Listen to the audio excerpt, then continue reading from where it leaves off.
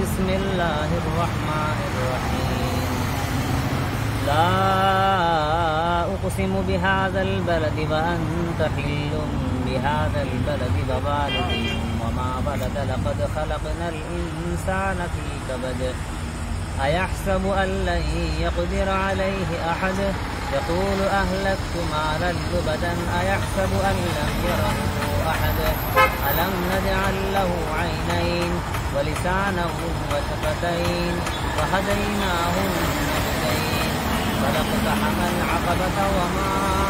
أدراك ما العقبة فك رقبة يوم مسغبة يتيما ذا مقربة أو مسكينا ذا متربة ثم كان من الذين آمنوا وتواصوا بالصبر وتواصوا بالمرحمة